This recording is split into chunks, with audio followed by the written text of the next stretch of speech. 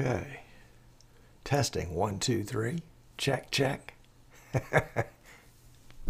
Is that thing working? I hope so. Let's see. Welcome, gents and ladies. Giles is on his deathbed, but he's here. Thank you, Giles. I tell you what, that's dedication. Amnon's here. Scott's here. Russell's here. Bill's here. Gene's here. William Eric Morrison is here. And let's see who else. Ted, Henry, Frank, Peter, Mike, Tess. Tess is here. All right, y'all got to clean up your act because Tess is here. Rudy is here. Thank you, Rudy. Glad to have you. And the other Scott is here. All right. Let's see. Nobody is responding to me. I wonder if my video is working. Oh, my goodness. What are we doing wrong? Oh, Giles says, it's a pleasure. Would never knowingly miss a show. It's Ty Young. Hey, Ty. Welcome. Glad to have you. We missed you. Y'all remember having Ty on the show last year. Giles says, I'm all okay. Well, if Giles says it, then I'm delighted. All right. Very good. Ted says it's fine. And that's a high compliment coming from Ted, you know. And Russell says the video is fined. We have to go find the video and sound. All right. Very good. I got all these stuff on my desktop today that's part of today's show. And I think I'm losing my voice. What did Tom break? That's the question, Rich. What did I break? Oh, golly. I got to fix this chat thing. Golly gee whiz. If you're just joining us, we're in pre-show, hence the pre-show wording down there. And we've got a minute and 55 seconds left, whatever it is, until the show. But we're not wedded to that. It's not like we've got a national network that's counting on us hitting a mark, you know. Addison's here. Hey, Addison, good to hear from you. Steve is here. Welcome, Steve. If you're watching on YouTube and you're going, who are all these people Tom's talking about? Or if you're watching us on Facebook and saying the very same thing, that's because you are not at easternshorebroadcasting.com on the Watch Live page, because that's where the chat is. So come on over to easternshorebroadcasting.com, all the way down there at the bottom, and you can get in on the chat. And oh, you know something I just remembered, that I have a scroll that is not working. Can we make sure we get rid of that thing? Loop, stop, disappear. Can we get into it and just erase all of it? Title editor, yes. Delete, good. So if it pops on by accident, at least it won't be right in the middle of stuff. Okay. We've got about, how many different inputs? We got 76 inputs today. A lot of them are, you know, behind the scenes kind of things. Like all this stuff here is a series of inputs. Whoops, gotta fix my elbow on the next shot. And Irvin's here. Welcome. And Jim Moline is here. Hey, Jim, how's that X keys working out? Jim got an XK80, that rascal. Martin K is here. Hello, Martin. Martin is the one that gets credit for the cool background that will be, the cool intro and outro video that we're using today. And Marie is here. Welcome, Marie. So we have two young ladies in the audience today. Three, Ty, Tess, and Marie. So y'all need to really behave today. And let's see, Christopher's here. Welcome, Christopher. Jan is here, of course, because that's Marie's other half. Better half. No, Marie is the better half. Jan is the other half. That's right. Okay. Very good. And again, if you're watching us on YouTube or Facebook, come on over to easternshorebroadcasting.com and get in on the chat. That's the importance. That's the reason why you want to go there. All right. Just a little pre-show announcement to give you an idea of how it's going to be going today. We've got we've got three things that we need to square away. One, of course, is the NDI thing, which is going to be just a ton of fun. And I recorded a horrible video, which you saw a piece of on Facebook or Twitter or my website. But I'm going to show the rest of the video that goes through the whole nuts and bolts. It's probably deadly boring, but give me a pass on that. But also want to announce the winner of the logo contest. Yes, the winner of the logo contest got a vMix HD license or a Magewell USB, SDI, or HDMI dongle, or $300 credit in our store. So if you won the logo contest, that is yours, and we'll announce that winner. And then the other thing, which is just a little minor thing, is to talk about the Microsoft update that came out supposedly yesterday to deal with mayhem on the internet.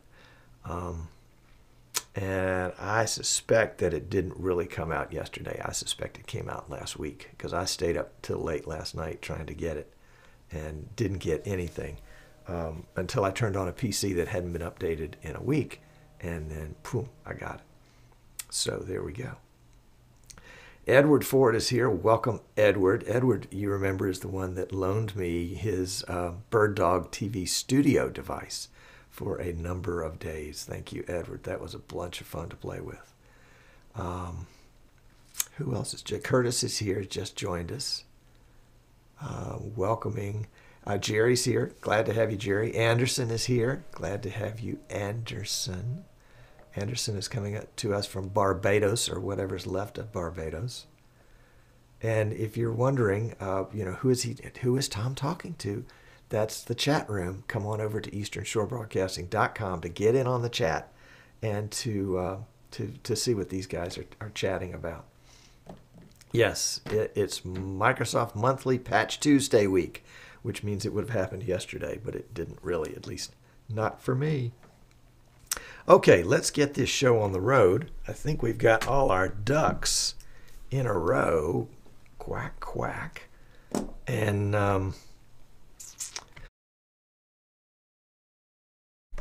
let's give it a shot, shall we? Yes, you're right. I am using my great little X keys today. And yes, some of those buttons are green, which of course is why they don't show up. And let me get a little swig here of some lemonade.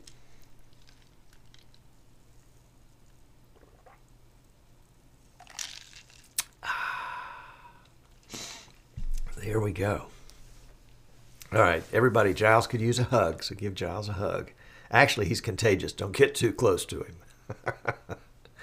All right, let's get this show on the road, shall we? So, yeah, we'll wing it. If it doesn't work, that's okay, because that's the whole idea of the show, is to show you things that don't always work and how you can fix them. So, let's fade to black, and we'll be right back.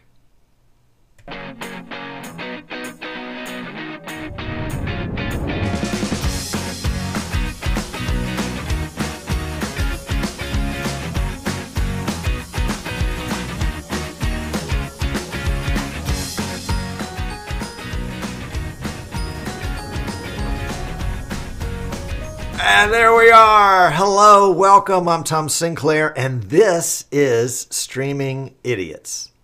Somebody was making a comment in the Facebook group for Streaming Idiots earlier today saying, I really hate to tell people about this show and about this group, because it's kind of like Streaming Idiots. That doesn't sound very professional or, very polished or very appealing, actually. And I agree. I do agree. We're not going to change the name, but I do agree. It's not very professional. It's not very polished. But it's a good idea. It's a good idea, because the idea is that we're lowering the bar. We're lowering the expectations. Anybody can come in and join. It's okay to come in and feel like an idiot because you don't understand what's going on. And as you learn the stuff, gradually you build your confidence. And, there's nothing worse than going into a party and being the dumbest guy in the room. Happens to me all the time. But, you know, it's nice when you go into the party and you're the dumbest guy in the room and the smartest guy in the room says, oh, come on over here. We're all idiots. You know, that's the kind of attitude that we're trying to have in this show and in the Facebook group. And of course, that's the attitude that I want to take in my business. Let's do the infomercial disclosure part right off the bat, shall we? And get that out of the way before we forget. The entire show is a huge infomercial. Hopefully it's more info and less mercial, but let's get the mercial part out of the way. I'm Tom Sinclair. I am the proprietor of Eastern Shore Broadcasting.com. EasternShoreBroadcasting.com. In addition to many things, we design and build streaming PCs for folks literally all over the world.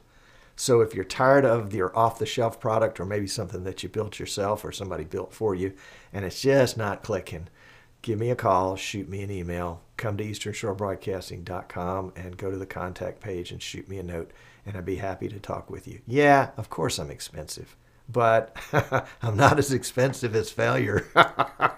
That's for sure. Hey, we also represent PTZ Optics, who we'll be talking about today, Magewell, vMix, Marshall cameras, and of course our good old friends at X-Keys. That's a controller. I'm working with the XK24 today and having a lot of fun with it. Somebody's saying, has Tom mounted his camera on something not stable? Well, yeah, you know, I need to do a studio tour and show you about all the baling wire and chewing gum that we're using to hold this thing together. I guess you don't use baling wire anymore. You use twist ties and zip ties. So, yeah, that's me. Today's show is going to be mostly 99% about the upgrade that I did this week on my PTZ Optics camera. I got a pre-release version of the firmware for the camera that allows me to make it NDI ready, and then I got an NDI license key. So I'm going to walk you through all that process. That's going to take most of the show. And then at the tail end of the show, I want to announce the winner of our logo contest. Yes, it's too late to enter now. We've already picked a winner, but we had some really spectacular entries, and we'll show you those. And one last piece of, yeah, we're out of the commercial part now. We're in the info part. One last piece is that the second Tuesday of every month is Microsoft Patch Day. As Rich always reminds us, it's Patch Day coming up. Well, yesterday was supposed to be the day when the big patch was released. You know, the patch that was supposed to prevent entire mayhem and internet meltdown from happening. I guess it worked. We're here. I don't know if I'm any slower or faster than I've ever been. It's not distinguishable as a difference, let's put it that way. But I will say that I don't think I got that patch yesterday. How about that? The only patch I got yesterday was a malicious tool removal patch, which I get every Tuesday, and a Windows Defender update. That's all I got. Now, I looked back, and on January 4th, which was 6 days ago, I got a big update, and I'm betting the Mayhem update came to me on the 4th. Yep. So that's right, Michael said that Windows 10 was last week, and Windows 7 and 8 is this week. So, yep, I already been patched. And in fact, I had a system I was building for a great church out in California, and I held back their system until we got the update yesterday, just to make sure that the update didn't break anything before we shipped them their system. So, Ted, that's going out ASAP. Anyway, that's all the stuff. So let's get into the NDI. And so I do want to introduce my special guest today, and with no further ado, we'll bring them in. Boom!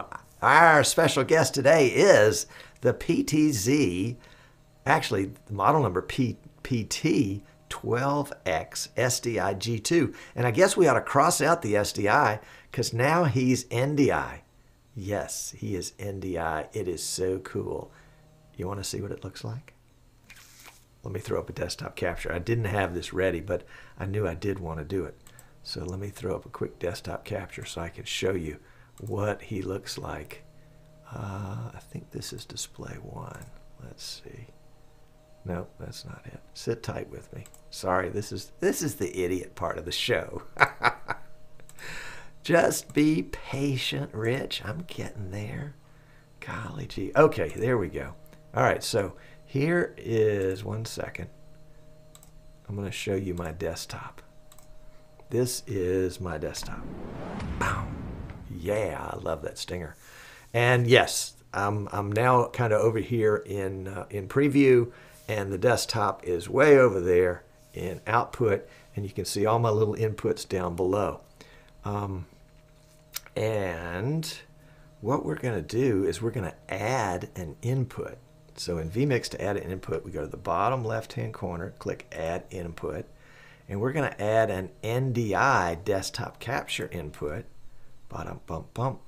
And we're going to scroll down until we get to the one that says PTZ Optics Camera.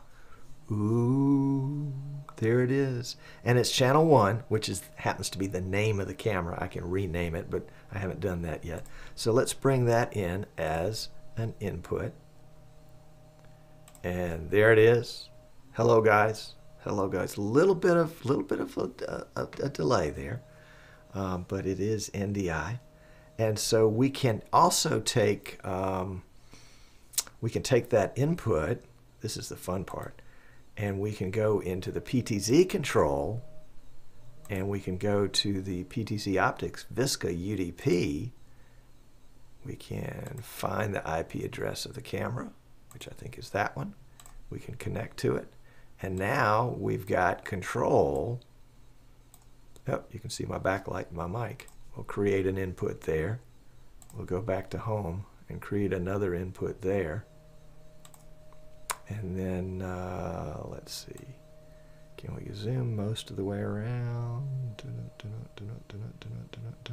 You see my mess? That's my new monitor. And we'll create an input there. So, let's put, yeah, we got the PTZ camera. So we've got 3 inputs down here at the bottom, plus the control, the camera itself. So I'm going to go back to the home. That's me right here. Boom, there we go. And then I'll go to the backlight. That's me, or the backlight. And then I'll go all the way back around to the multi-view. And I can go in and adjust the speed. There is a PTZ Optics, or excuse me, an NDI monitor app that allows you to control the camera, and it is just, it is just sweet. Now this is, let's go back to home for just a second. And actually there's no reason for me to show you guys the desktop anymore, so let's cut back to the show.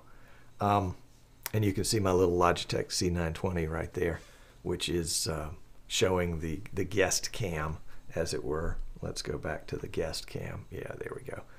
And so this is all over Ethernet. This is not wireless. I'm hooked into my network. It is NDI-HX. This is not the, I don't know how we're going to differentiate in the future between them, but this is not what I would call full NDI. So this is not a 100 megabit stream over my Ethernet right now. It's about a 10 or 12 megabit stream. Let me show you the interface on that, and then I want to run the video and show you how we did all this. So let's bring the interface up to the 4, and let me bring that in so you can see. Is that it? No. That's supposed to be it, but it's not. Well, let's go there. All right. So that's the interface. And we're on the video page. You can see on the left-hand side there are some different menus we can go to. We're on the video page, and that's where we have the ability to set the NDI mode. And so we've got the NDI mode. Let's see if we can go to a higher version of this.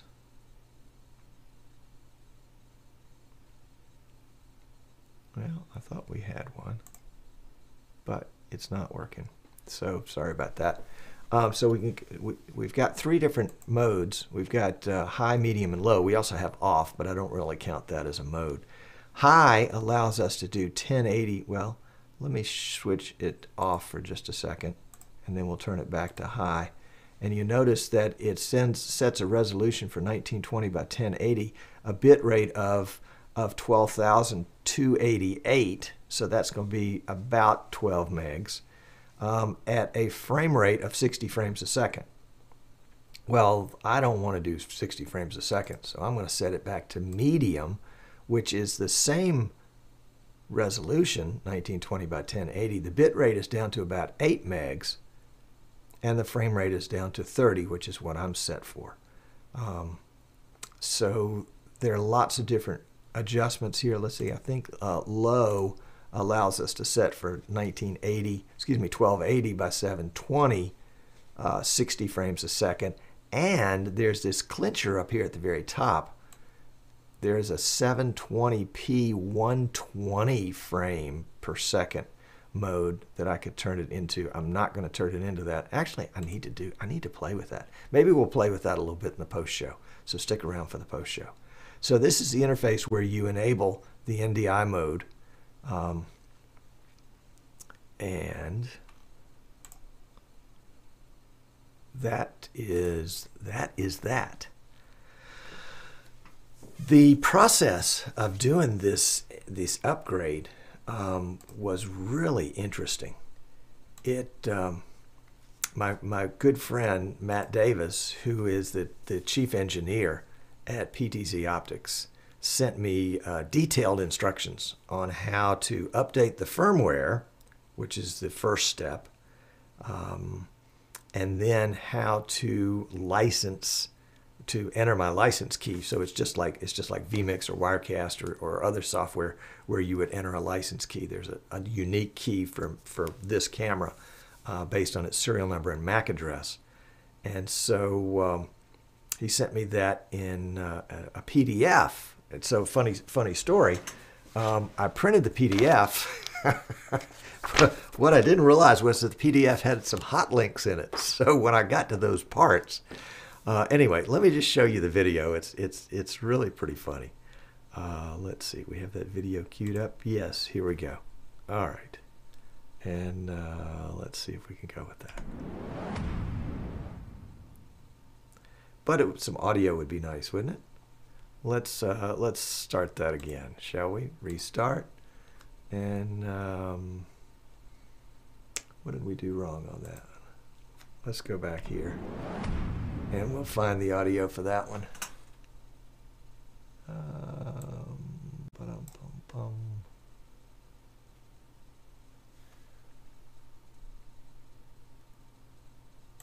Well, let's just do that.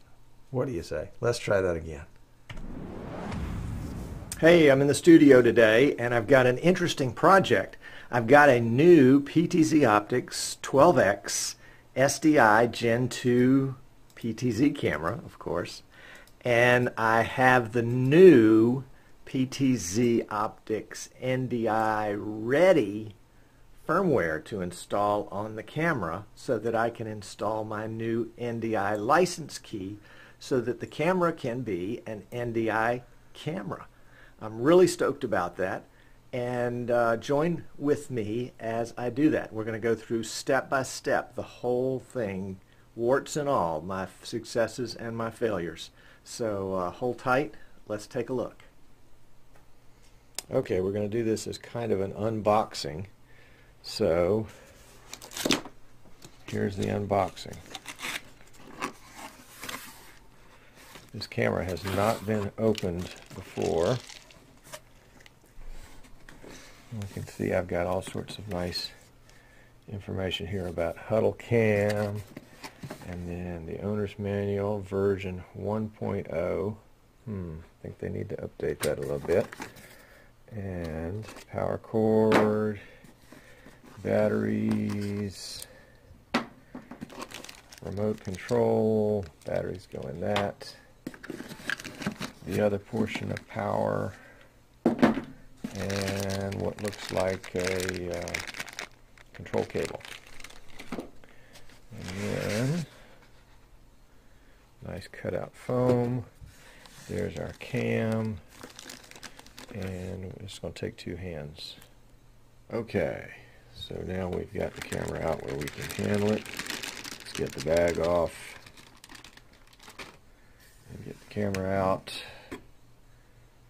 Ooh, nice lens cap.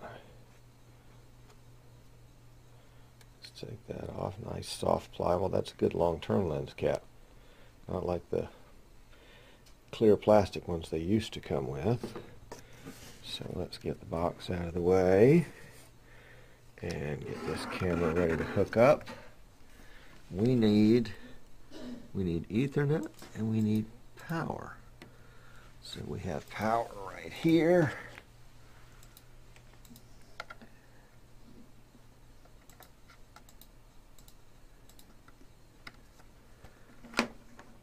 We need 2 hands for this. Or maybe we just need a right hand. There we go. This is jungle video here, guys. This is just crude. Alright, so we got power. Now we need internet. Or network, rather.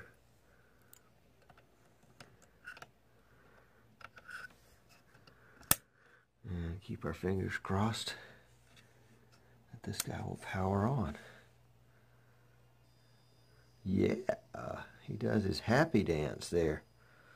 Say, I'm happy to be here with Streaming Idiots. But he has his back to me, so maybe he's not too happy. Okay, let's go install some software. Okay, now our first step is to download the upgrade version 2X tool, and we'll go to PTZ Optics. PTZ Optics, there we go. And we'll go to Resources, Downloads, Downloads page, and we'll get the IP address setting tool. And that's downloading right there. The current version is 2.2, and that's 31 megs.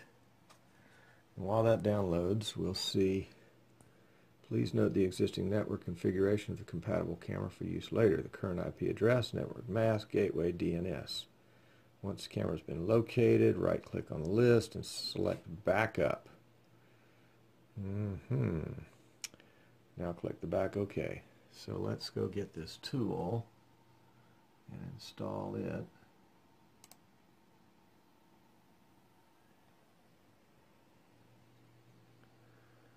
There it is. And I'll tell you what.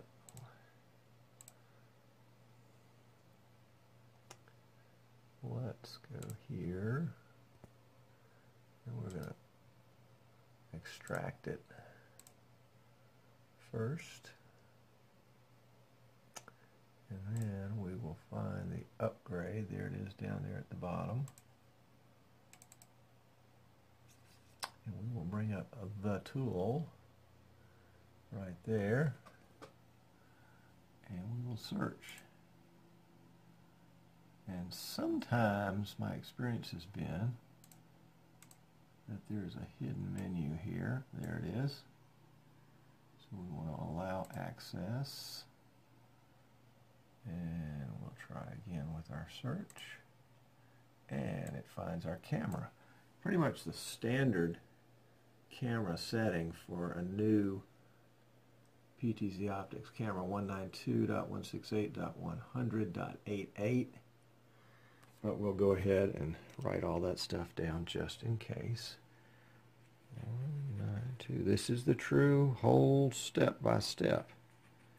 68, 188. Network mask 255 255 2550. Gateway is 192.168.100.1, and the current DNS is, we'll do could just take pictures of all this stuff right here. Yeah, there we go. Okay, so if we need it, we'll come back and get it here. Alright, so once compatible camera's been located, right click on it in the list and select backup. So let's go back over to here. Devices, right click, select backup. Okay, blah blah blah blah blah. Backup. Click the backup button.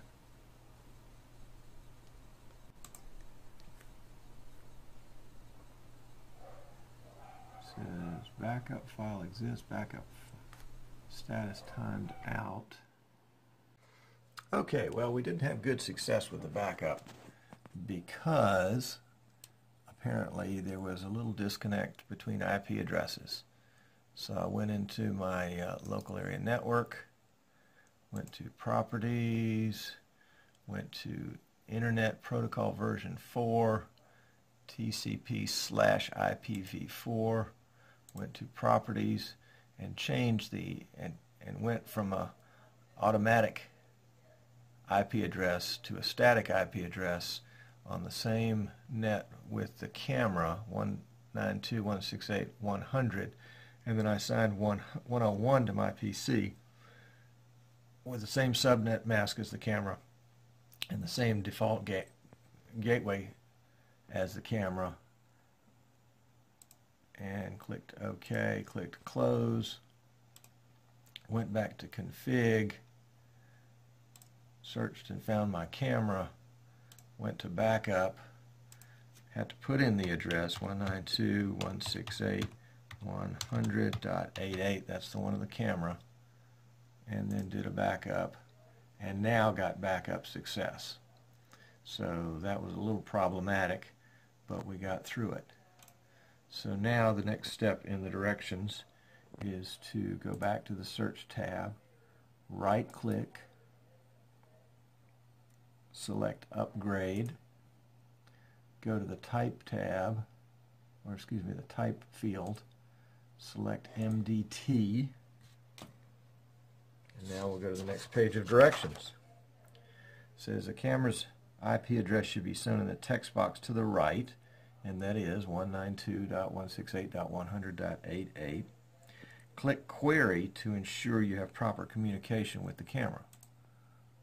Okay, looks like I do. Got a bunch of information there. Click the Open button and navigate to the folder location for the new firmware files. Well, we better go find that. Hang on. Okay, got hung up here at this line that says please use that for this particular model. And since I printed this out, I didn't realize that that was a hot link that I could have clicked, and it would have gone right straight to it. So I copied it to a thumb drive since it was looking at it on a second PC, and it's now sitting in a folder right there, and I have opened it here, and so now we're going to click the upgrade button. Let's see what happens. Waiting for upgrade to start. This is so exciting. 47%, 70%, 85%. Now I did get a warning from Paul Richards that it tends to get stuck at about, or appear to get stuck at about 90%. We're here at 85 and it's just kind of sitting there. So we'll come back in just a minute. Okay, it's been about 3 minutes and we've gone up to 98% from 85%, and the camera over there just reset itself. So something is cooking here. Something is cooking. 98%, and we are continuing to wait, and wait we shall. And after about another minute, I heard a click at the camera.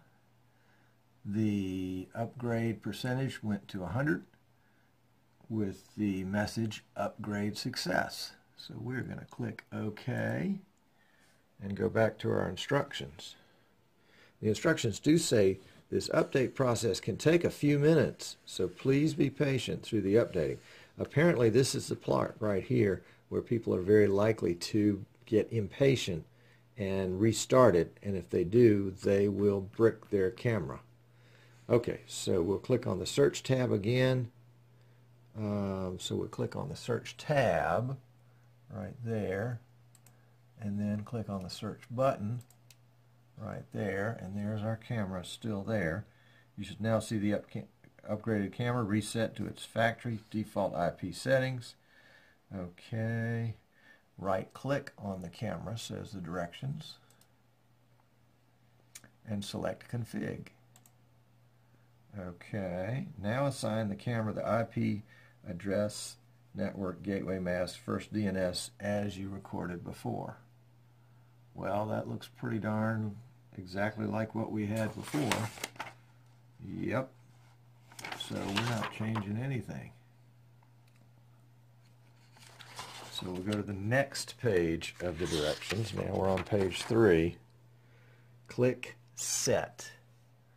Well, we didn't do anything, but we'll follow the directions. Set success, and that should cause a little camera to reset there. The camera will reboot. It says navigate back to the search tab and press the search button again. Alright, so we're at search. We'll search again. There's our camera. It says locate the compatible camera in the list and right click on it, selecting backup. There's backup. Now click the restore button. Restore. Once completed, the camera will reboot one more time. Well, restore didn't work. Or at least it doesn't appear to have worked. It says, note that sometimes the restore will fail. Just click the backup button another few times if it fails to complete this step. Selecting the type drop down in the lower right hand of the program to type 2 or vice versa can sometimes fix this depending on your network configuration. Okay, well, we see type down here, so we'll go to type 2 and we'll say restore. Ah, something happened there. We're connected. But are we doing anything?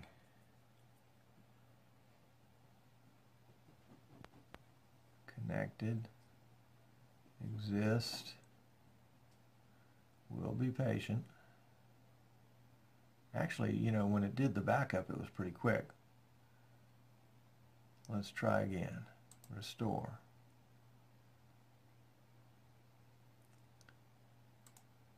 Type 1. Restore.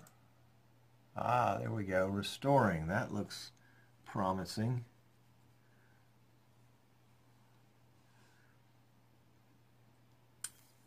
So we'll wait for the restoring process to complete.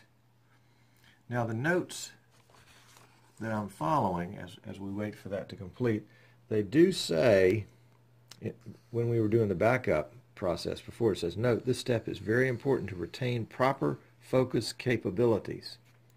So we definitely want to continue to have good focus, both for our camera and in our personal lives. Restore success. Click OK. Now let's go back to our instructions. You can't get in a hurry and skip steps, or you're going to have a doorstop. It says, now you'll need to install the latest driver. Please use this download to get the latest driver. Okay, we've downloaded this file, put it on a thumb drive, and put it on this PC. And there it is, right there. So let's go ahead and fire it up and see what happens. Do I want to allow it? that to make changes to the rest of my life? Probably I do. And I'm going to accept the NDI software license and limited warranty. Didn't realize it had a warranty. That's pretty cool. It wants to install this at the NewTek NDI-HX driver location. Okay. Select the components you want to install. Clear the components you do not want to install. Virtual camera. Well, that sounds cool. Studio monitor and access manager. Well, we better install them all. It's 22.8 megabytes. And then select the additional tasks you would like set up to perform while installing NewTek driver installation. Run NDI virtual input at system startup. Well, let's give that a shot, shall we? Now, are you ready to install? Yes. Have at it. Once fully installed, you should be able to use the newly installed Studio Monitor software to license the camera as an NDI source. Well, let's see. Updating system settings x86. Now, all of this is prior to the big Intel dust-up, so we'll see. Would you like to install this device software? Yes. Install it. Installing kernel streamers? Yes. Restart the computer now. Well, I guess we better do that. How else will we know if it worked? Be right back. Okay, we have installed this software, and let's see if we can go find it.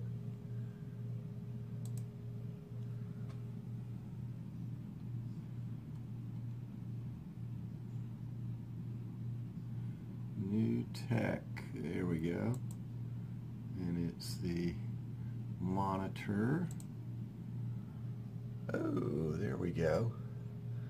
Okay, and boy, there's no anything on this thing to help you.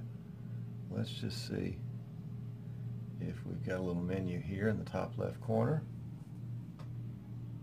right there. And PTZ Optics camera, channel 1,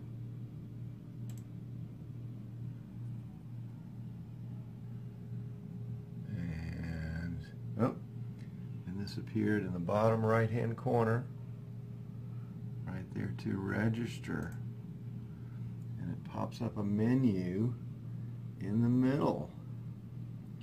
And see what our instructions say again.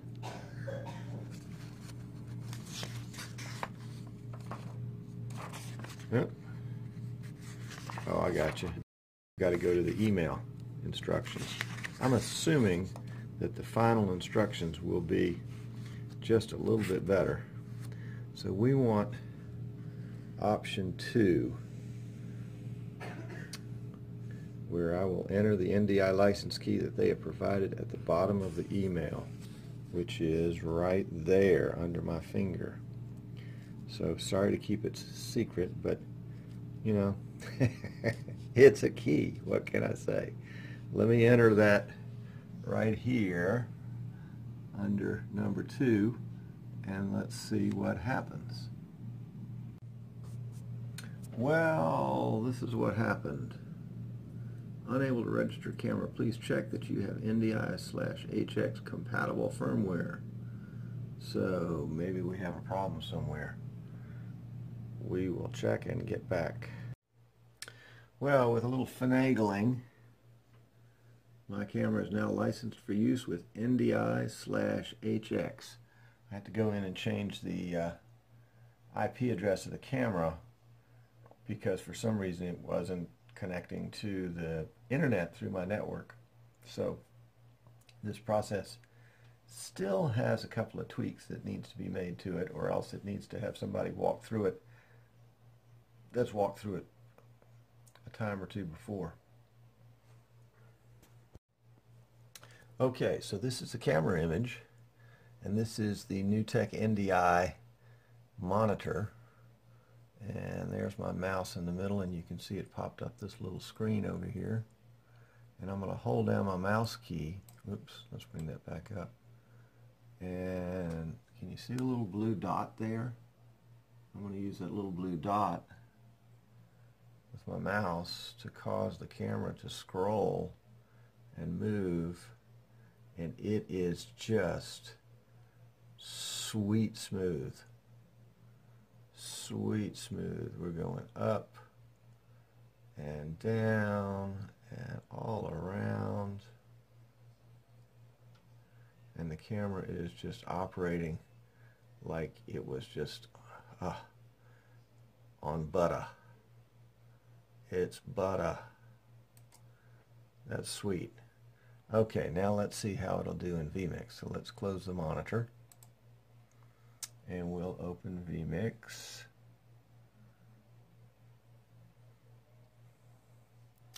And we will go add an input and an NDI input. And there's our camera right there under NDI. And we'll click OK. And pow, there it is right there.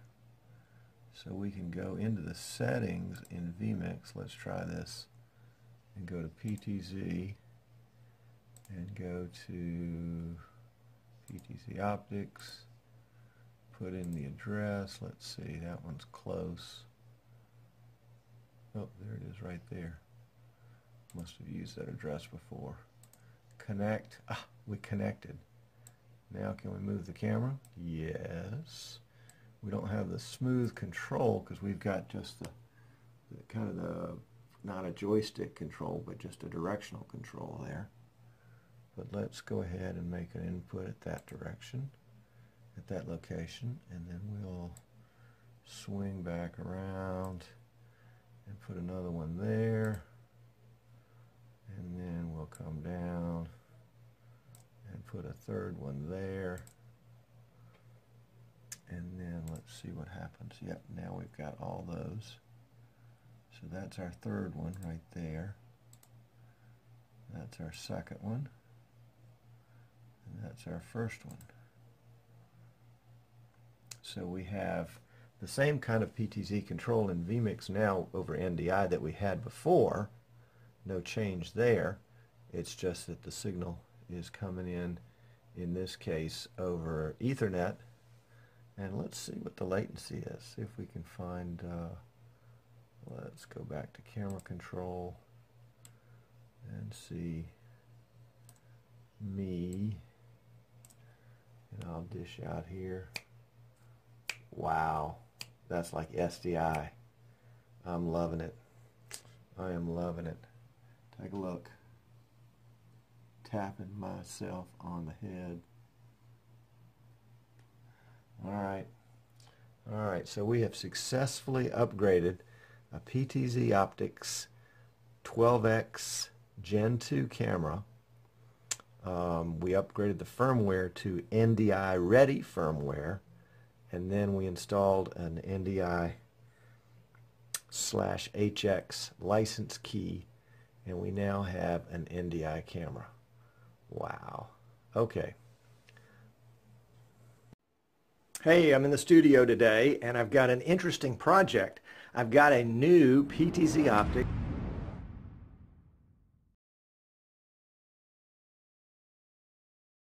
Hold on, there we go.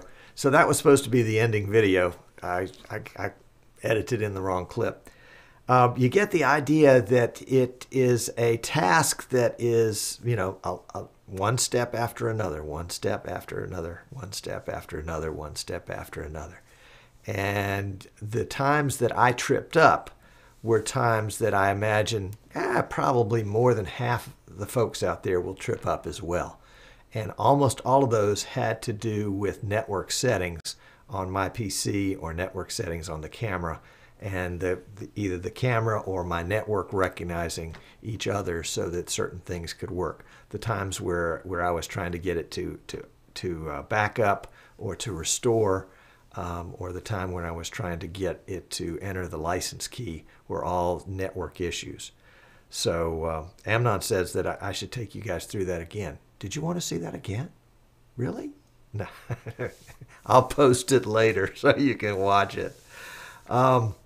So it's, it's not point and click and, and come back later and it's done. It's a tedious process. Could the process be better? Yes, but it only needs to be done once. Now, we are offering, we're back to the commercial again. We are offering in our store at Eastern Shore Broadcasting the NDI upgrade. If you already have a PTZ Optics Gen 2 camera, the upgrade for that is generally $600. For now, until it's finally released, the price is half of that, $300. So if you would like that, go to easternshorebroadcasting.com. You can buy it there. If you would like me to install it for you, you can ship me your camera. I'll install it and ship it back to you at no extra charge other than just the shipping. So what is that, 10, 15 bucks? So that's an open deal for anybody that buys the NDI update and wants to buy it from me and have me do the update for them. We'll do it for free. Just cover the shipping. If you'll cover the shipping of the camera to us and from us. So that'll be pretty cool. I think this is going to be neat. I think it's going to be pretty exciting. Oh, and let me bring my guest in again so that you guys can take a look. He looks just like a regular camera. I mean, you wouldn't know it unless you looked really, really closely. Not really. And yes, you can do PoE, you can do control. We've got video transport, and it's pretty darn amazing. Pretty darn amazing. And one of the interesting things about this is that PTZ Optics has kind of thrown an extra bone in by giving us the option of 1080p 60 and 720p 120. 720p 120. I'm thinking right now, we got to get Martin at vMix to allow a 120 frame per second camera input in instant replay so we can slow it down. We can slow it down quarter speed and still have 30 frames a second. So it'll be like butter. Like butter. Okay, we'll talk a little bit more about this in post-show. Let's go. We're going to switch gears for just a second, and we're going to switch gears using the Stinger. Yes, indeedy. It's time for the logo announcement. So if you are here live, you don't have to be live to have won, but if you made an entry into the logo contest, let me get to the logo entries here. I wanted to show you what the entries were. We had 10 entries. And so let me just sort of fast forward through them. Here we go. Number one. This was a logo contest for a logo for my company, Eastern Shore Broadcasting. Let's go to logo number 2. And we are a very sunny place down in the south, so I guess that's what the sun is for. Our slogan is "We are all about streaming," so they've incorporated it there. And then there's some graphics based on the initials. And then one with a microphone and a camera lens, I believe, and some waves because we're right here on the shore. And then one based on initials. And then I kind of liked that one. I had a hard time. That was one of the finalists. And then this one, which I liked a lot too. But the winner was, let's see, the winner was this one, Eastern Shore Broadcasting. We're all about streaming. Kyle Wilcox submitted that one. And so, Kyle, if you will, well, you don't have to do anything. I'll send you an email letting you know that you won. Congratulations. And you get your choice between a vMix HD license, a Magewell USB, HDMI, or SDI, what is it called, a dongle, or $300 cash credit in the Eastern Shore Broadcasting store. So you can go to Eastern Shore Broadcasting and pick out anything you want, and just if it's more than $300, you pay the difference. So congratulations to Kyle Wilcox. Before we go, I do want to give a big shout out to Scott Piana, who is our instructor starting tonight for our sales and marketing class for rookies. It's not too late. We do have a few chairs available in the class. It's an online class. It meets every Wednesday evening at 8 p.m. for about an hour and a half. It goes for 6 weeks and takes you through all of the basics of sales and marketing. It's sales and marketing for rookies, and of course with an emphasis in live streaming. So if you felt like, golly, I wish I knew more about the sales process. I got the tech part down, but how do I approach somebody? Who do I approach? How do I approach them? How much should I charge? All those kinds of things are going to be in Scott's class that will start tonight. So it's not too late to sign up. If you want to sign up, go to easternshorebroadcasting.com, go to the store, look for the live streaming rookie series classes, and it will be the one on sales and marketing. And you let's put it this way, you won't regret having taken it. It will be knowledge that you will continue to use. And you know, knowledge, as you use knowledge, it turns into wisdom. But you got to have the knowledge first. So come on in. It's 8 o'clock tonight. If you have any questions, you can shoot me an email, tom@easternshorebroadcasting.com, or use the contact form there, or just flat out sign up for the class there. So guys, it's been great bringing you this information today. If you're watching live, hang on around for the post show. If you're watching us after the fact, we'd love to have you come watch us live on Wednesday afternoons. It's Wednesday afternoons at 3 o'clock Eastern time in the U.S. And come on. If you're watching us on YouTube, subscribe. If you've watched this long, you may as well subscribe. If you're watching us on Facebook, next time you got to come to easternshorebroadcasting.com so that you can get in on the chat room. Of course, that's if you watch it live. And I would point out we have a great Facebook group called Streaming Idiots that has a conversation going on 24/7 about all types of live streaming. So if you have an interest in that, you're on Facebook, come on over to Streaming Idiots. We'd love to have you be part of our class. We've got about, last time I checked, about 1,500 folks. Not everybody's active, but a lot of folks are very active, and they're very willing to share, and it's the same kind of, streaming idiot attitude, which is you can come in and ask dumb questions. Even though they've been asked 60 times before, somebody will take some time and answer them with you. And it's a great chance to meet other folks that are in the same industry, and you never know, you might be in the same town. So that is the show for today. Let's see if I've got the outro done correctly. We had a little problems with that last week. And hang around for the post show. I'm Tom Sinclair. This has been Streaming Idiots. Loved having you. We'll see you next week.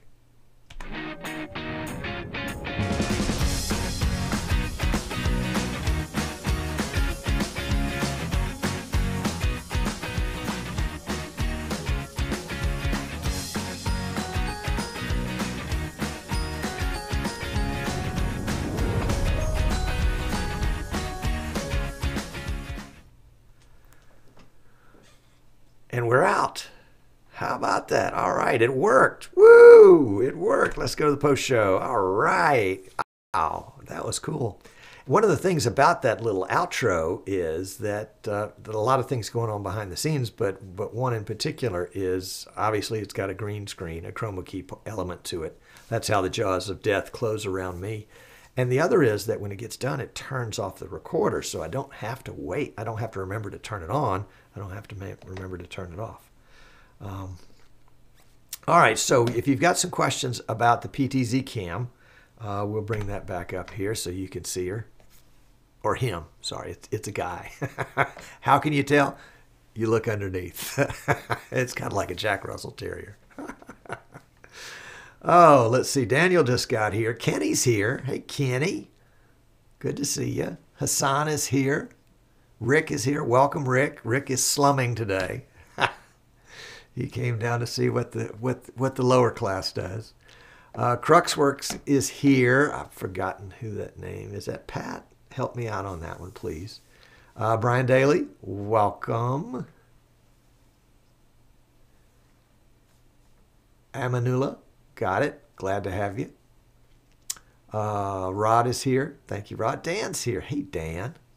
Looking forward to seeing your clan at NAB.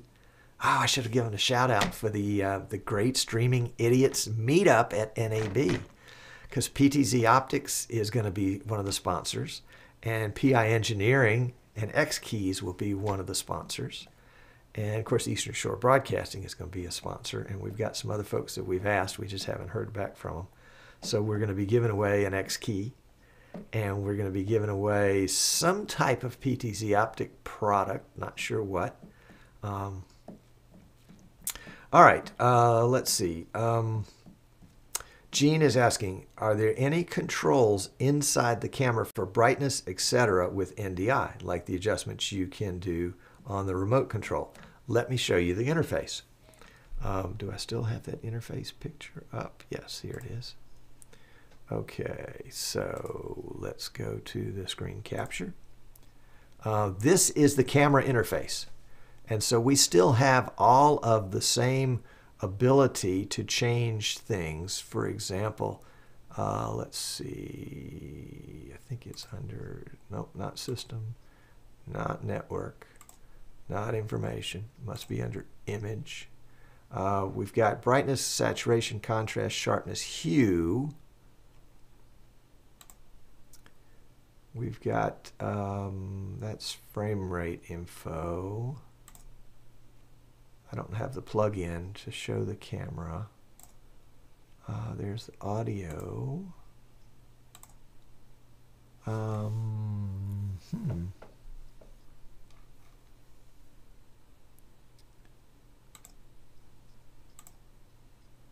Well, it looks like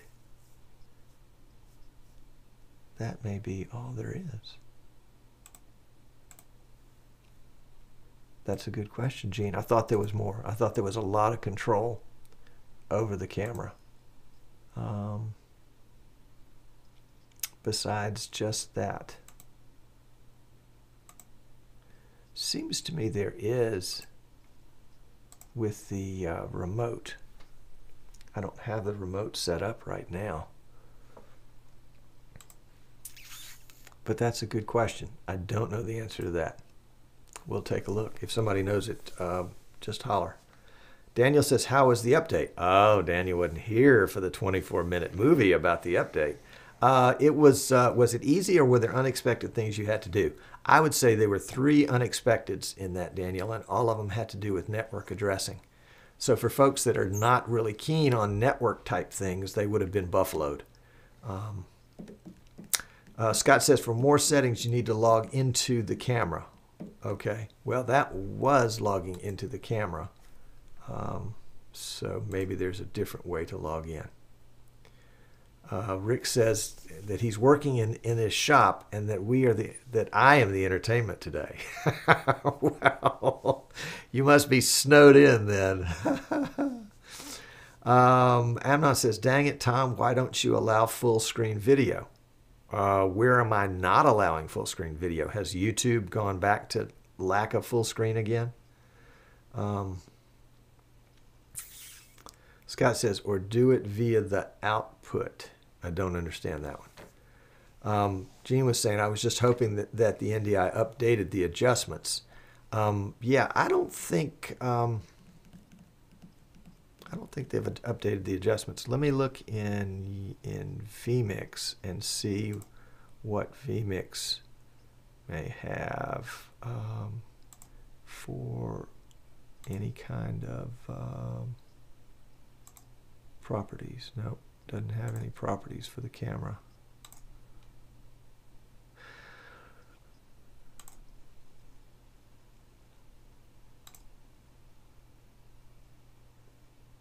So, I mean, you've got the color adjustments in vMix, but those are the same, you know, red, green, blue, saturation, kind of the basic color adjustments that you had before. So there's nothing special there.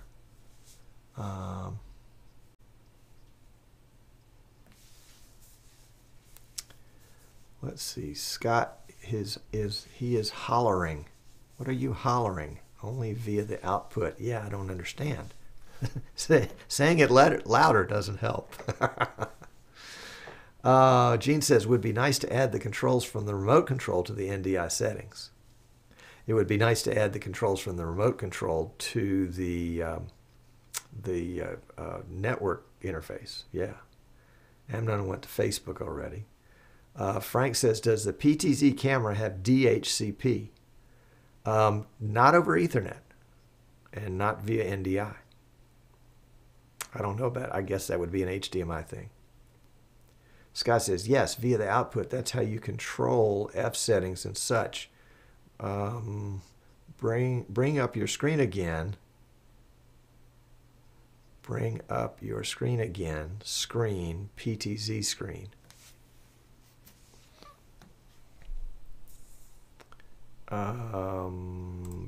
You talking about this screen?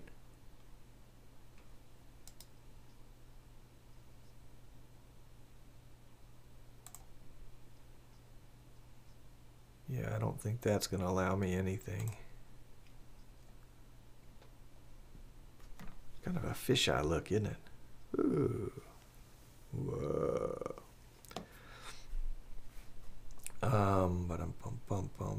Let's see.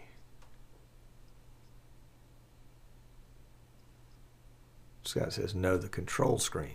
All right, by the control screen, you mean the internet address, the web page. Let's see if we can put that one back up. This is the one you mean?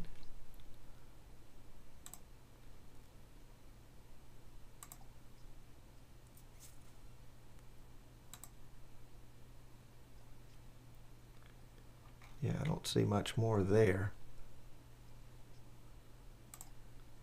Let's see. Let me move the chat where I can see it here.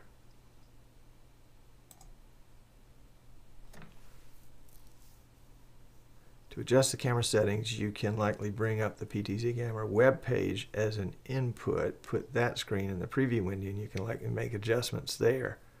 Okay, I see what you're saying, Kenny. So let's put it in preview.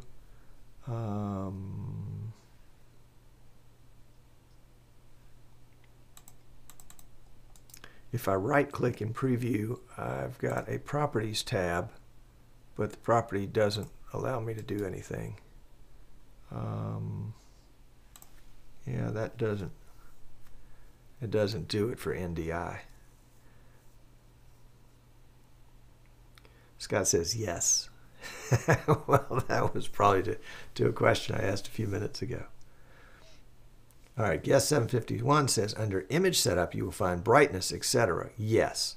And I think what Gene is asking about is, you know, things like iris control, shutter control, things like that. Scott says, but it doesn't look like you have the right software. Ah, yes, there may be a PTZ Optics download of some type. Whoops.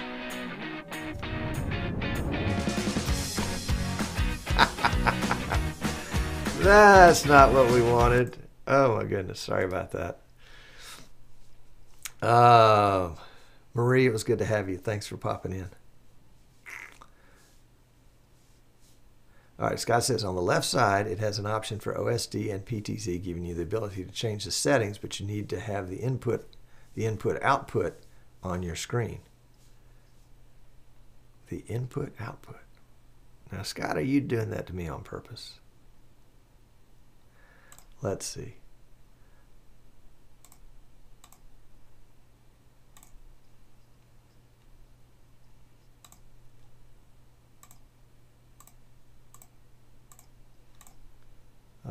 Oh, yeah, there we go. Okay. That's what he was talking about. There we go. All right, now we got it, Gene.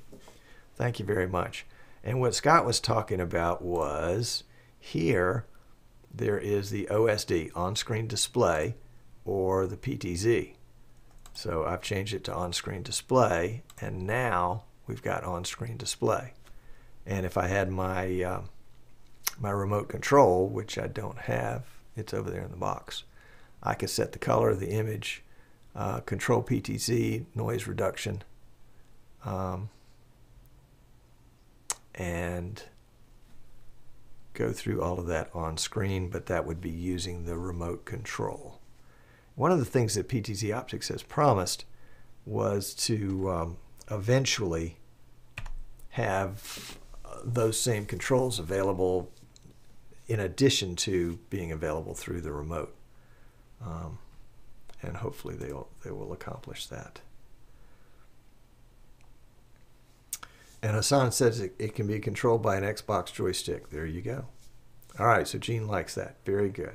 All right, Zoran says, hi, Tom. Can I control your PTZ Optics from Croatia, Europe? No. But maybe. What's important to controlling a PTZ camera from a long distance, from state to state or far ahead? Yeah, we would have to play with that and see. Scott says you can use the arrows on the keyboard. Yes. You can use the arrows on the keyboard.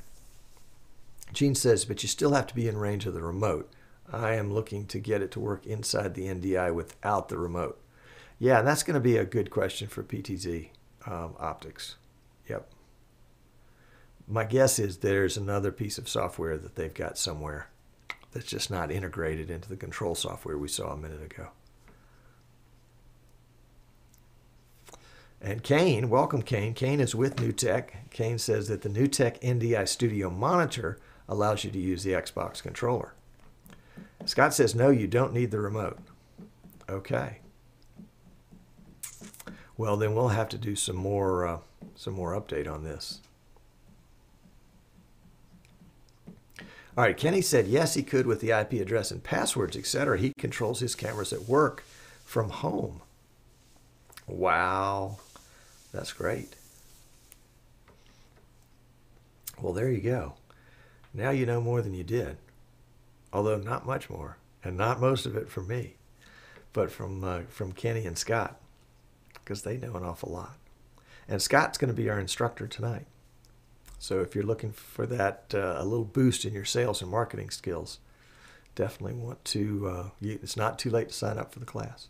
Michael's here. Welcome, Michael. Glad to have you. Who else has slipped in when we weren't looking? Martin S. is here. Staying up late. All right. Glad to have you. Kane, we said. Zoran, we said. Gerald Griffith is here. Hello, Gerald. And Frank is here. Frank Bees. Frank's in the class tonight. Guest 751. Indrit is here. Welcome. Jesse is here. Welcome. And guest 125. All right. Glad to have you guys. Yep. So, what we need to do is we need to find what other software there might be that we can use to control this little guy with.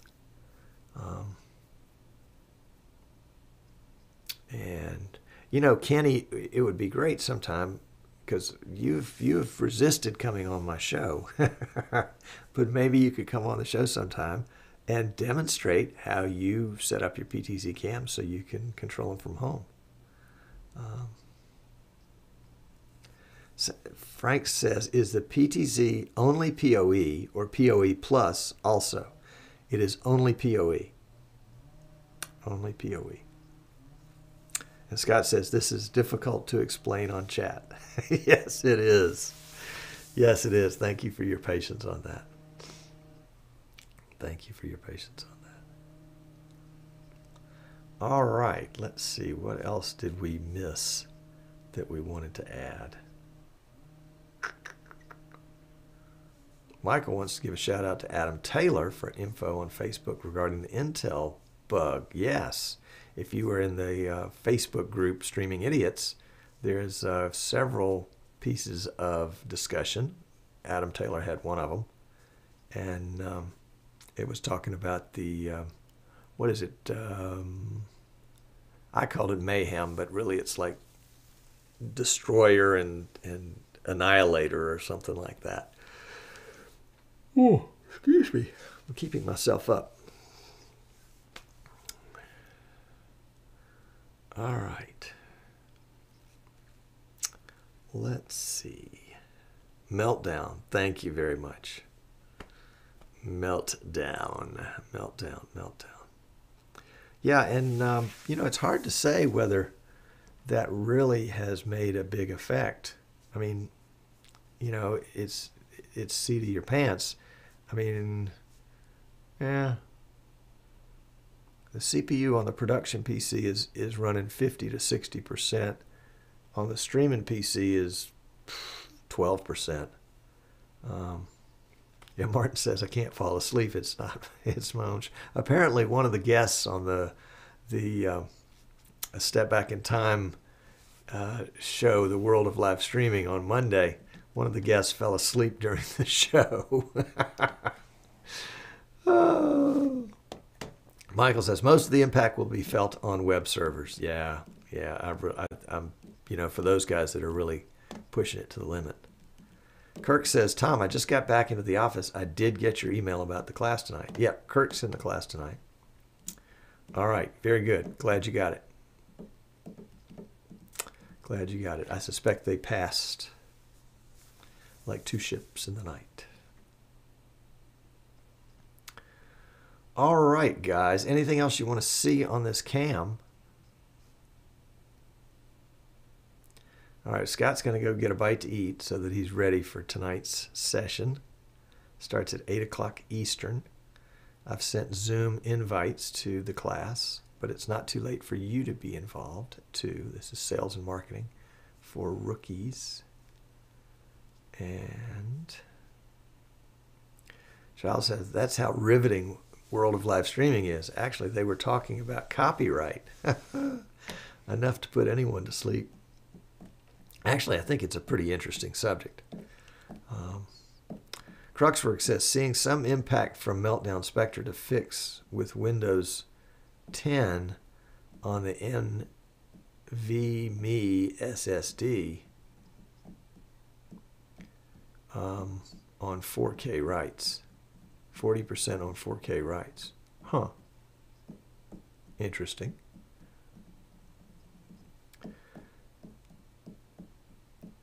Manula says, what bandwidth internet is required for SD live streaming? 1 megabit or 2 megabit? I stream my Sunday services at 0.4 megabit because we have a 0.8 megabit connection. And it's 360p, but I recorded at 1080. You didn't mention the lag for NDI. Is it acceptable? Well, let me switch over. And I haven't made any adjustment on audio. So you can see here, let's do a clap test. I mean, that's pretty crude. But there's a little bit of a delay. And if I had all NDI cameras, then obviously I would adjust the audio accordingly. But I don't. And I haven't done any testing, Michael. I mean, I literally just finished this upgrade yesterday. And I don't know. I'm going to have to do some testing to find out exactly, you know, in the real world, what the latency is compared to SDI. What we're running on right now is SDI through a Marshall PV502 POV cam. And is there latency? Yeah. How much latency is there? Yeah, probably 2 frames maybe. Let's see, 3 frames would be 100 milliseconds. So that's 1/10 of a second. I'll have to put some sort of countdown timer up there and take a picture of it and see. Let's see. Brian says, Tom, you used a separate power supply and not the PoE option. Yes, just because I was setting it up quickly, I wanted to get power to it. And I don't normally use PoE here in the studio because I don't have any other PoE devices. But I do have a PoE router over here, I mean switch, but I just didn't take the time to set it up. Daniel says we stream our church services at 1.5 on a 5 meg uplink. There you go. You could probably squeeze that to 2.5 and be okay. Kenny says switch back and do the same test, please. Amnon says do the same clap test on your other camera. Okay. Well, let's do that. This is the PTZ cam.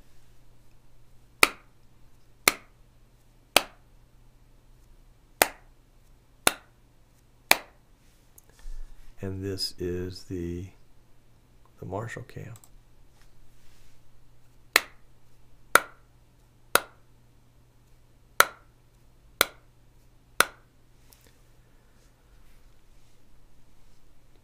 Giles says looks like 3 to 4 frames.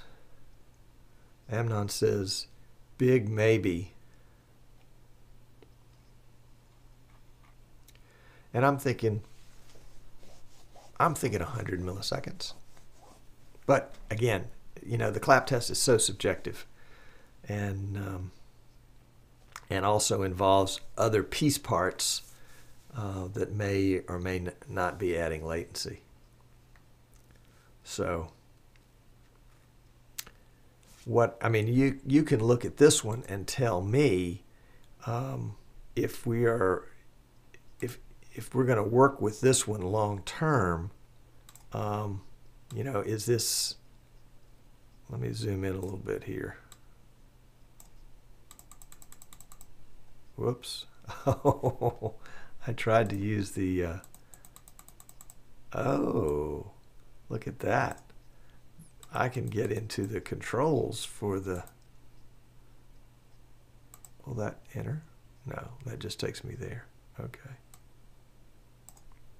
That's interesting. So when I've got the on-screen display on, and in vMix, the controls to make me go left and right, up, or actually the pan control activates the on-screen display.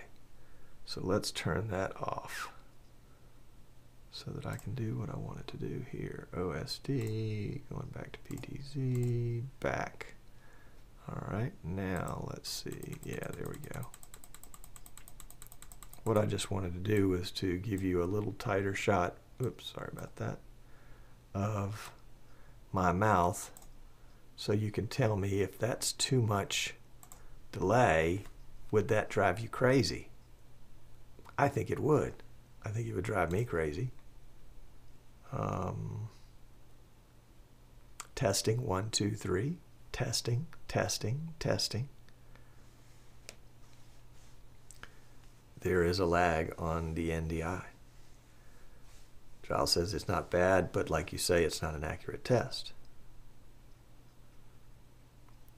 Frank says, what kind of sensor does the PTZ have? I don't remember. I think it has a Sony sensor, but I don't remember for sure. All right, Giles and Mike say it looks fine. Huh.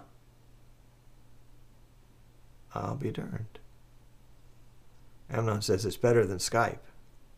Well, apples and oranges. Martin S. says, don't chat to Tom. You might put him to sleep. Thank you.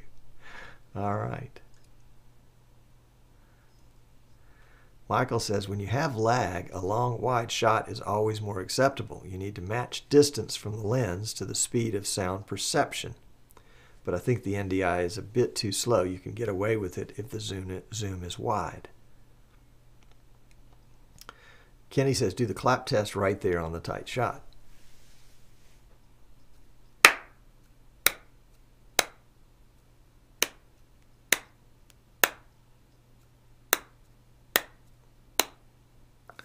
Brian says it looks okay here as well, but the camera could be used for audience shots or wide-angle shots of an event. Agreed. Agreed.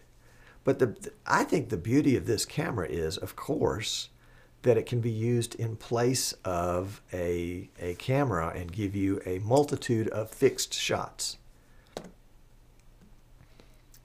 Martin S. says he can see a delay, but it isn't that bad. Yeah, but if you were a person that had paid money to watch this event, and this is what you got? Would you feel like you got your money's worth? All right, DJ Robbie from Phoenix says, you've got a lot of freckles on your face. Well, thank you. But the picture is looking good, getting better. All right. Giles says, YouTube just had a blip here and it changed the sync. It's still close. Okay. Kirk says, sports sideline camera, it would work well. Yeah, Kurt, with the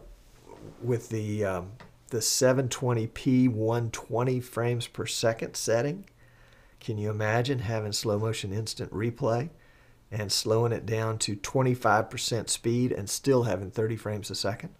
I think that would be awesome. Martin S. says, I would probably think there was a delay YouTube size. I mean, here in the studio, looking at the screen, I see a delay in the SDI camera compared to what I hear. And then comparing the SDI to, well, let's see if I can put the two of them up side by side, just to give you a feel for it.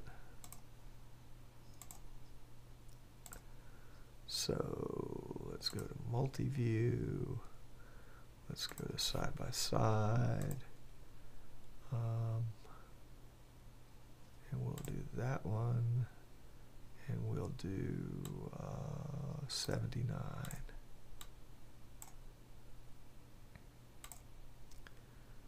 All right, so we'll put these up side by side.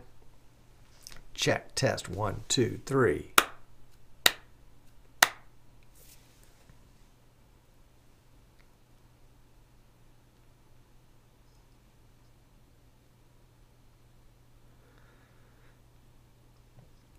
So you can see there's latency in the SDI, in the NDI. And I need to double check and make sure that I've got it all set right. Let's see.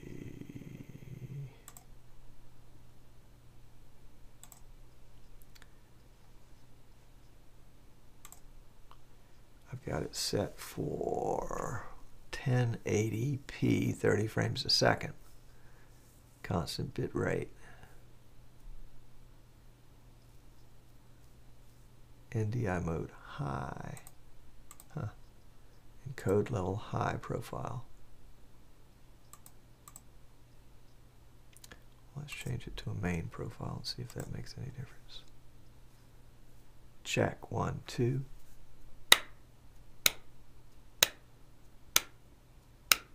Nope, that didn't make any difference.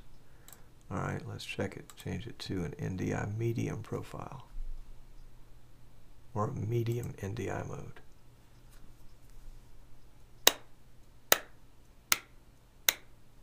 Nope, didn't appear to be a difference.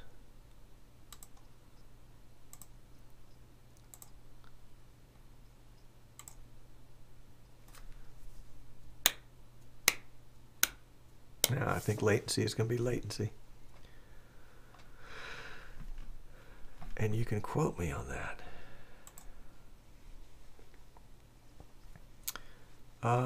Frank B said, in vMix, can you slow down video to match another camera? The vMix ability to slow audio is not as sensitive as its ability to delay video. Excuse me, the vMix ability to delay video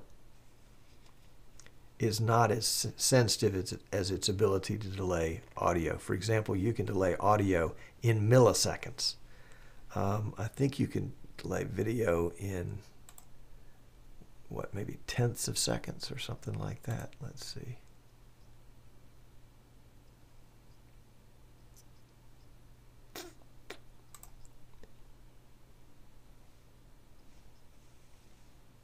Well, let's try this. We'll go to that one right there. And we'll delay this by 50 frames. Check, 1, 2, 3. Oh no, not 50 frames. 2 frames. Let's try 2 frames. and then we'll put the comparison on there.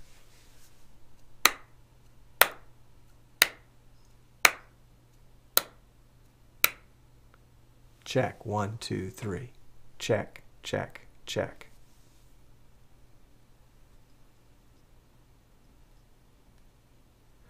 All right, that's a 2-frame delay on the blue background side. We'll change it to a 3-frame delay. Okay, so that's a 3-frame delay. So Giles was spot on. There's 3 frames of difference between the SDI image and the HDMI and the and the NDI image. And so now I've slowed them down. So now obviously I have to slow the audio down too. So good point, Frank. Good point, Frank. Michael says 200 milliseconds or more. Michael Graves says at least several frames. So we found out that it was 3 frames of difference. I mean, assuming that you guys think these two are the same.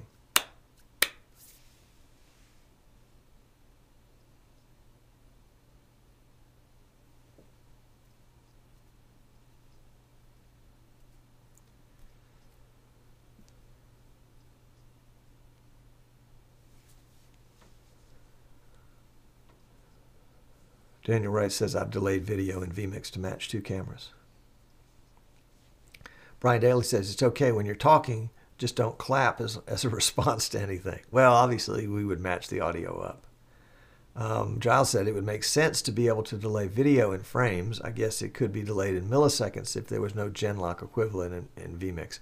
Yeah, it would probably get more difficult to do it in milliseconds. Martin S. says it's more noticeable because we're discussing it. If the content were engaging enough, if the content were engaging enough, I don't think people would notice too much. Amnon is right. Boom. Yeah. If you're not looking for it, I don't think you would notice. Almost the same, very close.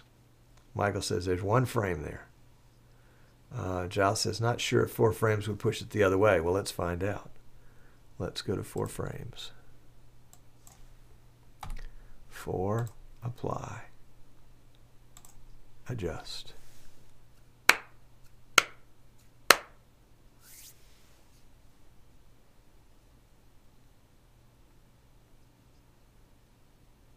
That might be spot on right there, 4 frames. Michael says lip flap is always distracting. Well, let's delay my audio by a bit and see. Delay it by, shall we delay it by 4 frames worth? 120 milliseconds.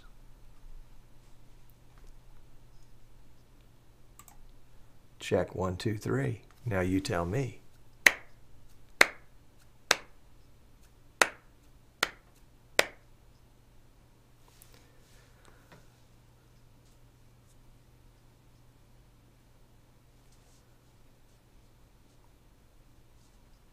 And DJ Robbie is right, absolutely. Putting a clock on it is the way to do it before. Okay, Michael says 3 frames is okay most of the time. In physical distance, that is 10 feet perceived distance difference. That's always forgivable. That goes for all audio as a rule. Okay, so now we're spot on. We've delayed, the NDI is the base. We've delayed the SDI for 4 frames, or 120 milliseconds, and we've delayed the audio for 120 milliseconds. And we're spot on. Hey, Dave.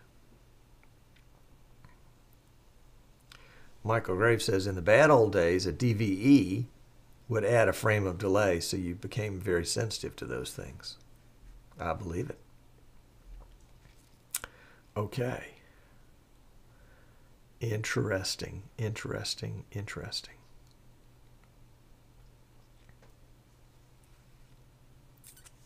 Very cool. All right, so we have discovered how to delay video and to delay audio to match up to the slower camera, which in this case is the NDI. And we're on a gigabit network. And let's see what our network usage is, just to be curious. Task Manager. There it is. Performance.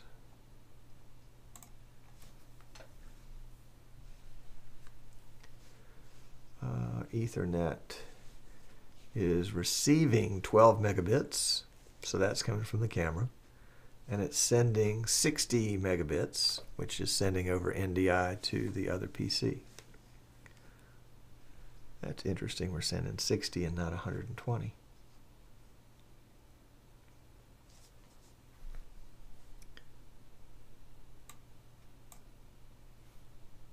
All right, Giles says, I'm not bad at detecting how many frames out something is on PAL, so it was a bit of a gamble for NTSC. Yes. Martin says, this is good as long as you're not outputting to screens at the venue you're streaming from. I agree with that. Yeah. Yep. I probably wouldn't be using NDI for iMag. I mean, obviously you want as lower latency as you can get, and the difference between SDI and NDI is a difference. At this point today, here, it's 4 frames, 120 milliseconds. Kenny said he had to leave for a moment. Well, would like an answer to this query. Tech question. Is it possible in vMix to change the audio delay along with the camera view, not unlike what you were doing with the PTZ angle? Just curious, when you switch to a different camera, the delay changes. Just curious if when you switch to a different camera, the delay changes. I don't know, Kenny. I would think there might be a trigger function maybe that you could use when you switched camera to camera to change the audio delay when you transition to a particular camera. Let's see if that's a shortcut function, because if it's a shortcut function, it's a trigger function. So shortcuts, we'll just say add, we'll look at the functions under audio, audio off, on, set gain, set balance, set volume, set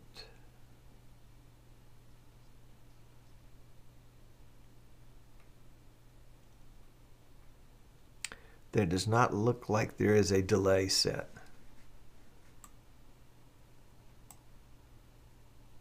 Yeah, that would probably, I mean, I'm just guessing, but that would probably be something that would be problematic, because if you're switching to a camera and somebody's talking while you're switching, and they're in the middle of a word, that it would do something with that word. It would, you know, it might be a click, it might spread the word, it might shrink the word. I don't know. That would be interesting to experiment with. Gene said he was hoping to use NDI for iMag. Yeah, and Michael makes a good distinction that this is not NDI, this is NDI-HX. And so NDI-HX has got some amount, well, a lot of compression, because we've got a 100 meg signal that's being compressed down to 10 megs or 12 megs or whatever. Yeah, about 12 megs here.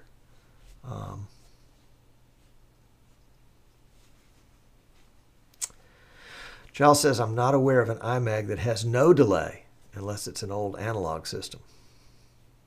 You know, the word that I've always gone with, the rule of thumb, is that a hardware switcher would have less delay in it than a software switcher, and that, you know, software will never catch up.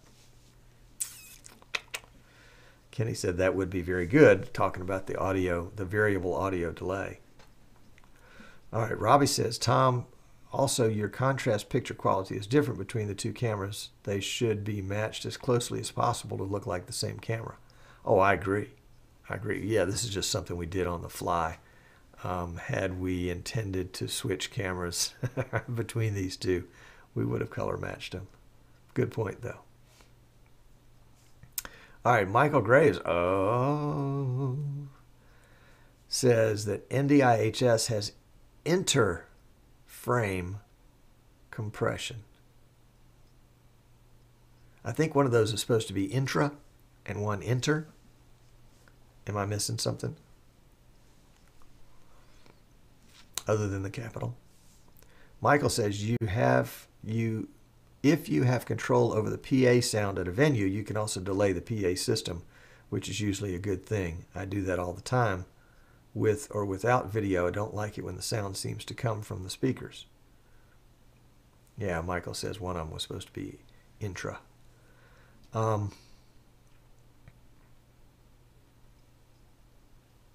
Yeah, I agree, Michael. You can delay the audio. That would make sense. Be very sensible. Now, Michael Graves, which one of those has the intra compression? Would that be the NDI-HX? Would probably have the intra frame. No, I'm just guessing, and it's probably a bad guess. Interesting discussion, though. Interesting discussion.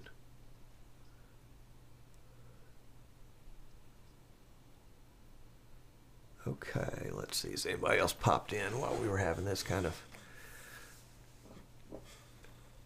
weird discussion? Tommy Willis is here. Hey, Tommy. Volleyball practice must be over, huh? All right, NDI-HX is the inter. Oh, NDI is the intra. Interesting. So NDI is actually compressing within the frame itself. NDI-HX is just making the frames closer together.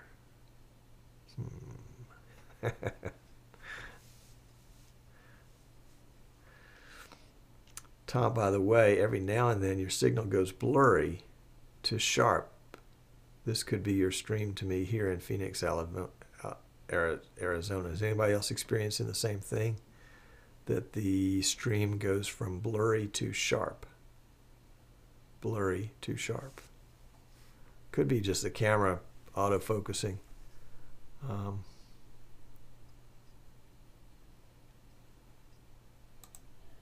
Giles says it's stable there.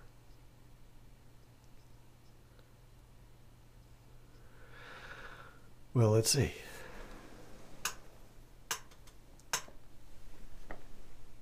It doesn't appear to be focusing, and I know the that this cam it's just fixed focus, so it's not going to vary. Interesting.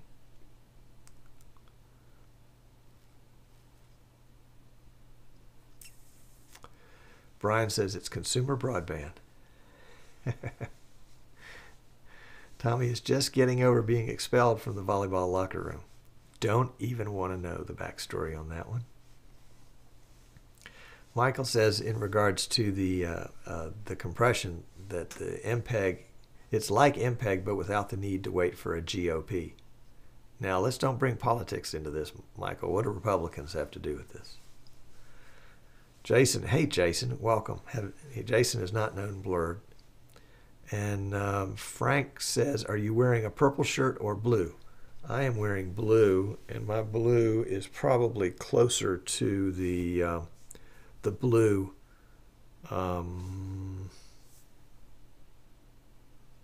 It's probably closer to this blue than it is to this blue.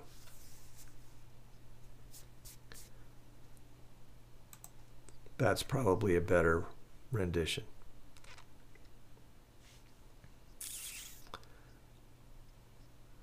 Kenny says, try the vMix white balance sheet on both cams and see if it fixes the color image. Yeah, let's see. I'm not expecting that it will, Kenny, because the camera color balances otherwise also. Let's see, color adjust, auto white. Yeah, that's, oops, sorry. That's that camera on color balance. So we'll take the color balance off and balance it manually, or control it manually. I think it had a little bit of red. Let's see.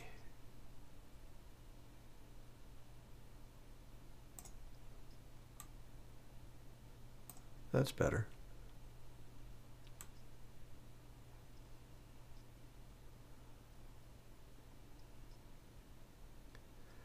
What's really one of the things that bothers me continually is that the multiple monitors I have here in the building, I mean here in the studio, they're all different.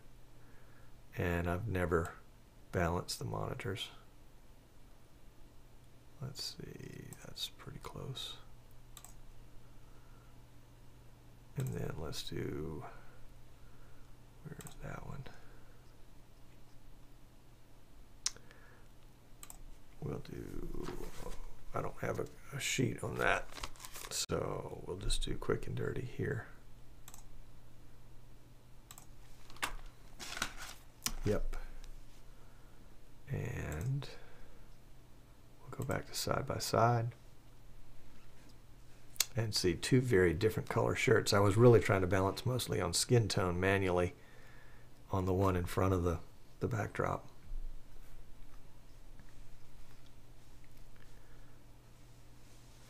Jason thinks some of the shift is coming from the key.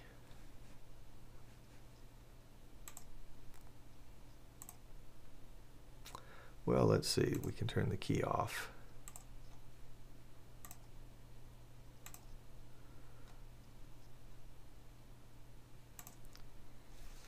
And it's still, the shirt is a little brighter than what I perceive it to be.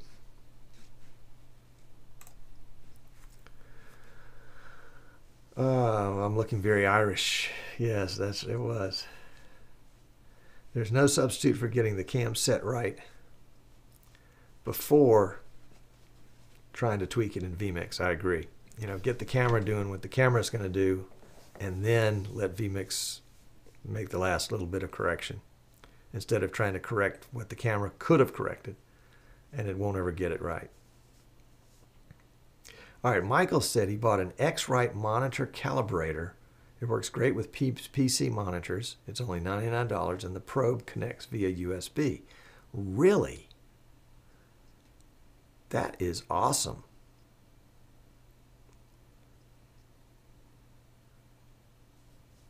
I need to look into one of those, because that would be well worth it. Because I'm dealing with three monitors and then a big screen TV. Would it work on a big screen TV? I don't know if I have the same color controls there that I have everywhere else.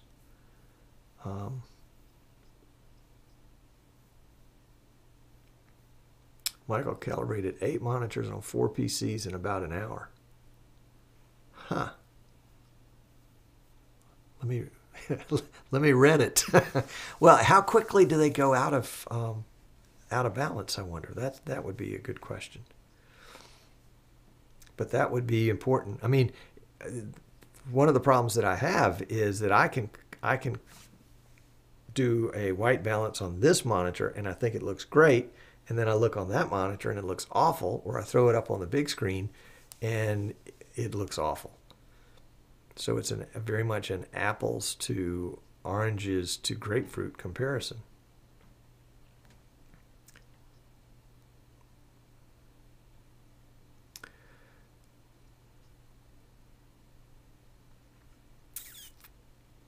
Michael Rempel says the X-Rite is great. He's used it in Pro Animation Studio for years. All right. Michael says, assuming to the big screen TV, only if it's connected to a computer. Okay, and it is. He says, it creates a lookup table for the video card output. Did I read that correctly? Or is it really a Videoc ARD output?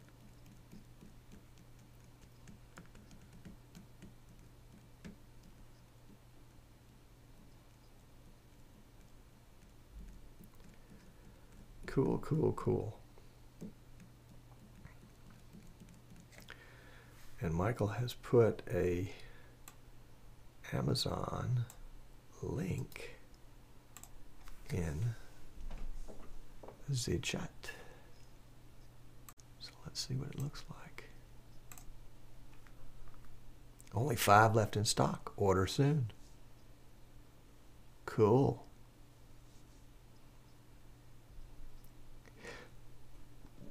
maybe I'll give that to myself. Excuse me. For an early birthday present.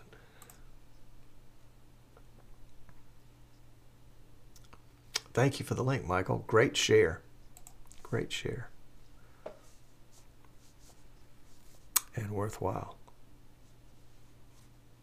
Interesting. Interesting. All right, DJ Robbie, question time. Are you hardwired into your modem? This may be a silly question. Not a silly question at all. I have nothing that I'm using Wi-Fi on. Well, I've got a little laptop over here that I use for email that I've got connected to Wi-Fi. But everything is hardwired. Everything is hardwired.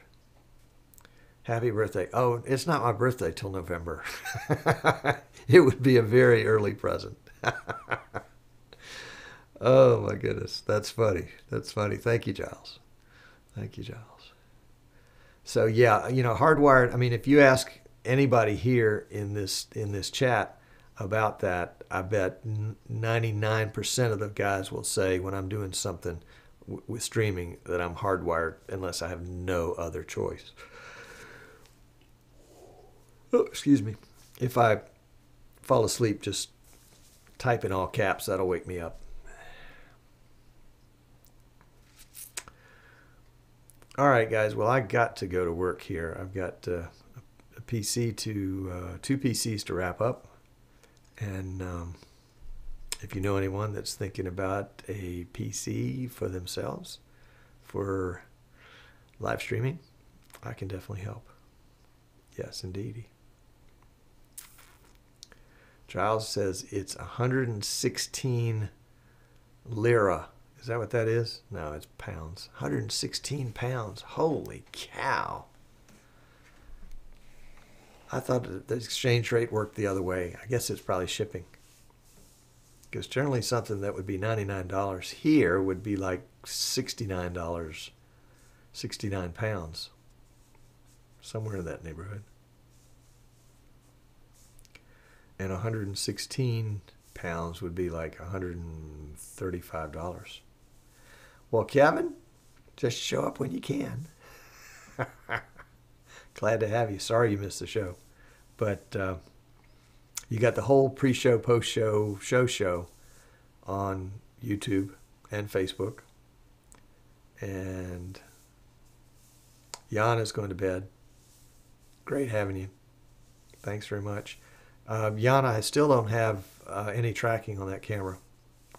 I need to touch base with them today and see if they finally got him in. They were back ordered. That's where the rub was.